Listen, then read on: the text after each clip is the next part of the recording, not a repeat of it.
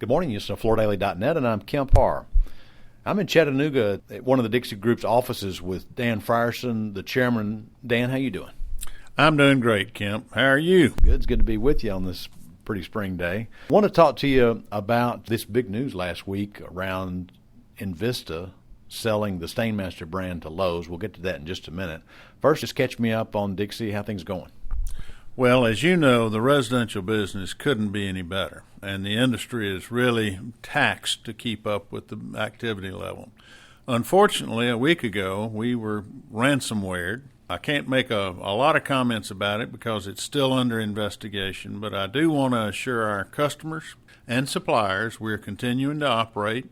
We were only down 1 or 2 days in most plants. We operated at about 2/3 capacity last week, and every day improved. So this week or next week sometime we'll be back to full capacity, servicing our customers. We continue to take orders and fill orders during this period.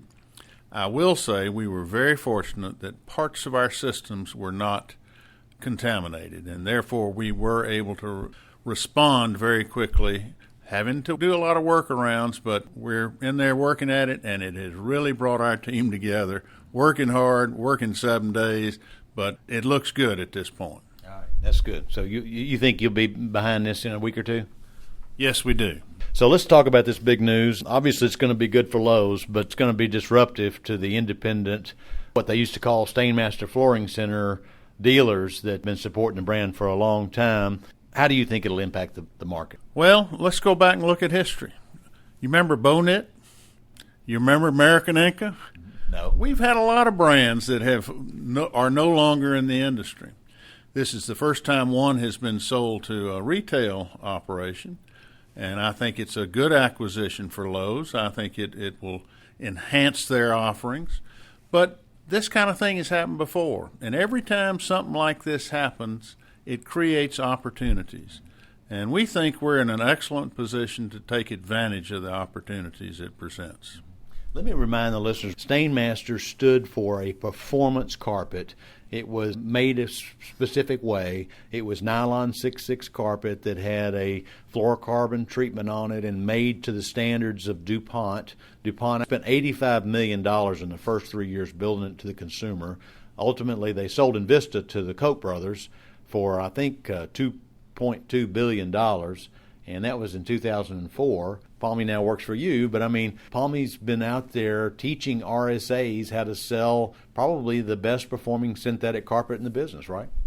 I would certainly agree with that, and we are dedicated to Type 6/6 nylon fiber as our starting point. Through this, as we have approached this, you know, we introduced EnVision 6/6 3 years ago.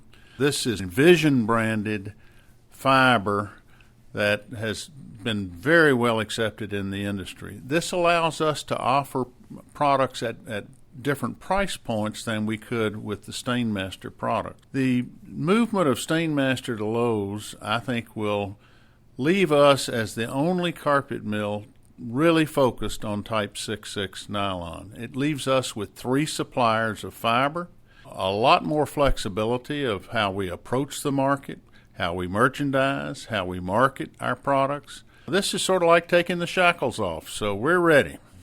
Let's not forget how important of a role the retail sales associate plays. And a lot of them have been in this business for a long time, and they know that that's a story that'll sell. So you're still going to continue to offer those RSAs that want to sell a 6/6 to their consumer, right?